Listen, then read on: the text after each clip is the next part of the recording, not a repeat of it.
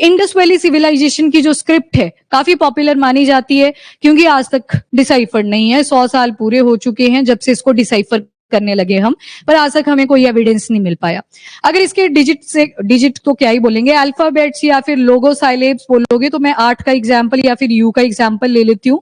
किया क्या गया है, जैसे 8 लिख दिया 3 बार मैंने, एक पे एक ही एक ही लाइन मिलेगी आपको, एक पे आपको 2 फर्केशंस मिल जाएंगी, आगे ट्राइफर्केशंस ऐसे मिलेंगी। सेम यू के साथ है, पहले यू सिंपल होगा, फिर उसके अंदर बाइफर्केशन आएगी, देन आप देखोगे इसके एंड पे भी ट्राइफर्केशन आएगी।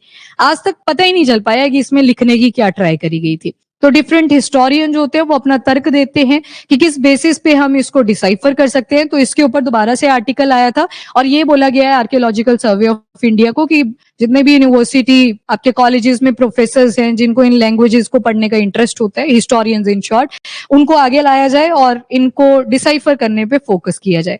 सबसे बड़ी दिक्कत क्या आती है, कल आपको मैं एक शब्द बताया था विच इज मेसोपोटामिया। पुराने वालों को अब याद हो गया है, हाँ, जो इराक, ईरान, जॉर्डन, सीरिया ये सारा एरिया टच करता है, उसको पहले बोला करते थे मेसोपोटामिया।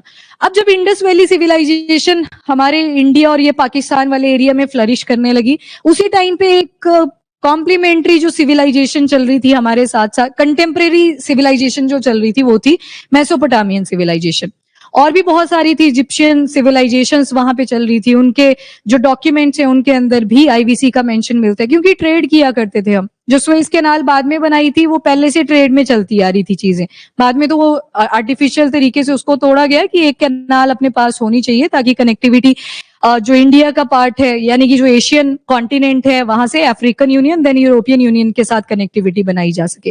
पर ये जो मेसोपोटामिया का लिटरेचर था ना, ये था 2 चीजों के ऊपर आधारित, मतलब कंपैरेटिव स्टडीज थी इनके ऊपर। कोई एक सिंबल था, वही सिंबल किसी दूसरी चीज को भी रिप्रेजेंट करता था। एक जगह पे मान लो मैं 2 लिख देती हूँ क्योंकि मुझे तो नहीं आती वो मेसोपोटामियन, उसमें ड्राइंग्स बनाते थे, आगे मैंने पिक्चर लगाई है वहां पे दोबारा से बना दूंगी। जैसे सांप की तरह जो होता था, एक सांप जैसा बना देते थे, उसको FI लिख देते थे ये। तो मतलब 2 लैंग्वेजेस आपको इनकी मिली, तो आपने कंपेयर कर करके वो पूरा एक आपके पास कंक्लूजन निकल के आ गया कि एक्चुअल में मेसोपोटामियन स्क्रिप्ट के अंदर लिखा गया था। मेसोपोटामिया की जो स्क्रिप्ट थी ये सारी डिसाइफर कर जाती है और यहाँ पे आपको मेंशन मिलता है सिंधु घाटी सभ्यता का, कि हमारा एक बहुत क्लोज अलाय है जिसके साथ हम ट्रेड करते हैं। किस चीज का यूज करके, तो सील्स वगैरह यूज किया करते थे। उन सारी चीजों का एविडेंस हमें कहाँ मिला, मेसोपोटामिया।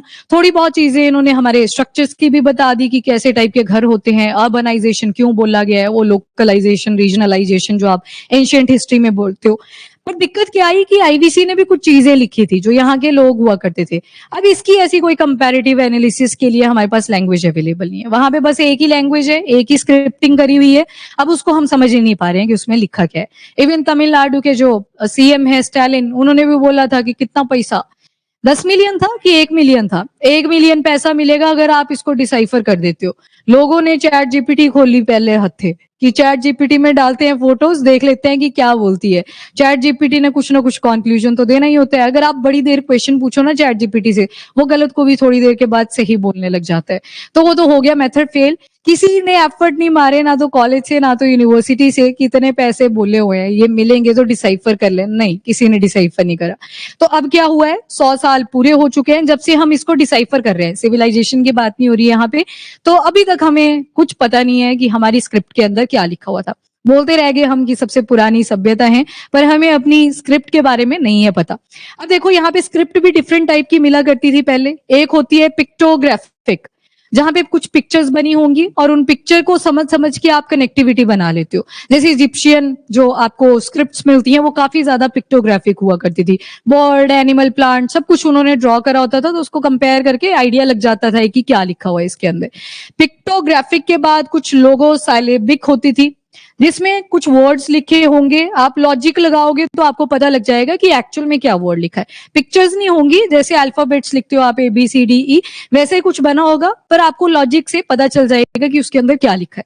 फिर आती है आईवीसी। आईवीसी में जो एक चीज पता है हमें कि ये शायद बोस्ट्रोफेडॉन स्क्रिप्ट है। अब ये बोस्ट्रोफेडॉन क्या होता है, ये तो लिखा है आपके आईवीसी वाला चैप्टर जब आपने पढ़ा होगा तो ये वर्ड आया होगा, बोस्ट्रोफेडॉन स्क्रिप्ट। इसका मतलब होता है जैसे उर्दू लिखते हैं ना, कौन सी डायरेक्शन में लिखते हैं, पर ऑल्टरनेट लाइन पे कैसे लिखते हैं फिर, नहीं लिखी?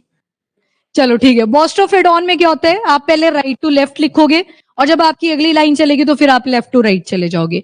एक आइडिया जो हमको लग पाया है कि शायद ये बोस्ट्रोफेडॉन है कि पहले ये राइट टू लेफ्ट चलती है, डायरेक्शन लगा लेना, मैं अगर उल्टा बोल रही हूँ। राइट टू लेफ्ट, हाँ राइट टू लेफ्ट यही आएगी।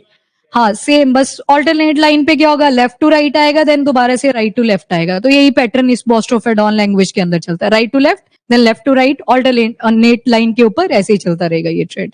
तो ये कुछ टाइप की स्क्रिप्ट है जो हमें पुरानी सिविलाइजेशन से मिली है। तो उसमें से बोस्ट्रोफेडॉन भी एक है। अब देखो ये साइड में जो दी हुई है ना, ये वाली आ गई आपकी मेसोपोटामिया के टाइम पे, सॉरी ये स्टोन है रोसेटा स्टोन। रोसेटा स्टोन मिला था हमको इजिप्ट में। तो वहां पे जो आपको लैंग्वेज मिलेगी वो दो तरह की मिलेगी। यहाँ पे आप कंपैरिजन करते हो, आप अंडरस्टैंडिंग बना लेते हो कि एक्चुअल में क्या लिखा हुआ था। स्टोन याद रख लेना, रोसेटा स्टोन कहाँ का है, तो इजिप्शियन की बात करी है। पर इनके पास तो थी बाइलिंगुअल मल्टीलिंगुअल लैंग्वेजेस अवेलेबल थी, मल्टीपल लैंग्वेजेस में ये लिखा करते थे। कंपेयर कर करके लॉजिक्स आगे एंड में कि क्या लिखा हुआ था एक्चुअल में। पर इंडस वैली सिविलाइजेशन के केस में आपको ऐसा नहीं मिलेगा। डिस्पाइट जो अपना इंडस मेसोपोटामियन ट्रेड है, इसके बारे में काफी चीजें मेंशन है मेसोपोटामियन लिटरेचर के अंदर, पर ये नहीं बताया कि इंडस की जो लैंग्वेज हुआ करती थी वो क्या लिखा करते थे। तो इसके बारे में कोई चीज मेंशन नहीं करी है। अननोन स्क्रिप्ट है, अननोन लैंग्वेज है।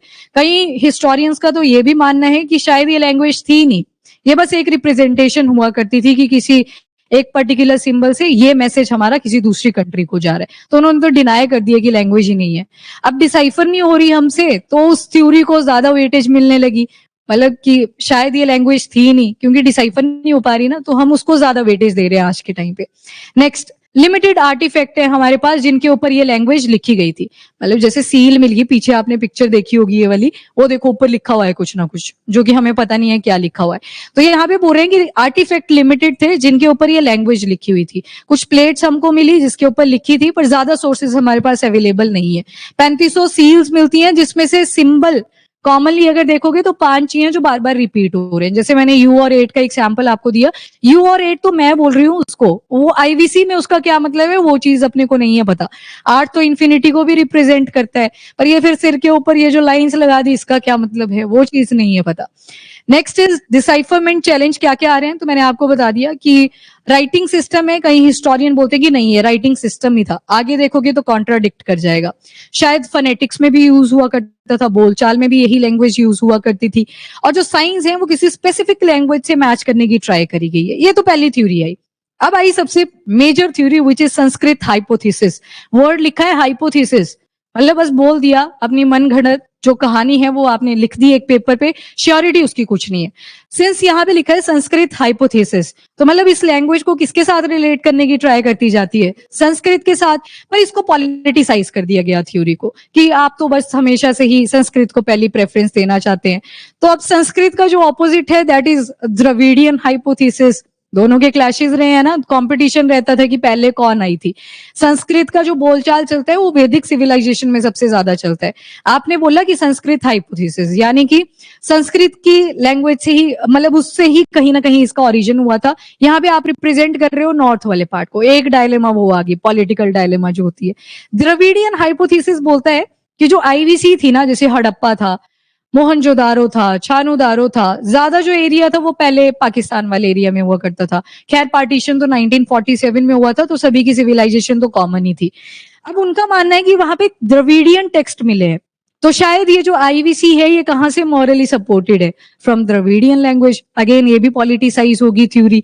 देन उसके बाद आई नॉन लिंग्विस्टिक सिंबल थ्योरी। इसको सबसे ज्यादा ट्रैक्शन इस टाइम पे मिल रही है। ये थ्योरी कहती है कि ये है ही नहीं लैंग्वेज, ये बस रिप्रेजेंटेशन हुआ करती थी जो सील्स वगैरह के ऊपर यूज कर लिया करते थे दूसरी कंट्री को कोई मैसेज कन्वे करने के लिए। ये लैंग्वेज थी नहीं। सिंस हम डिसाइफर कोई भी नहीं कर पाए, पाकिस्तान चाहे से बोल ले वेटेज मतलब थोड़ा उनको ज्यादा मिल जाता है, पर उन्होंने तो एफर्ट भी नहीं करे है ना, तो उनको भी पता नहीं है। तो इस वजह से जो थर्ड वाली स्टोरी है इसको सबसे ज्यादा वेटेज मिलती है कि ये लैंग्वेज नहीं है, ये एक हॉलमार्क की तरह यूज हुआ करता था।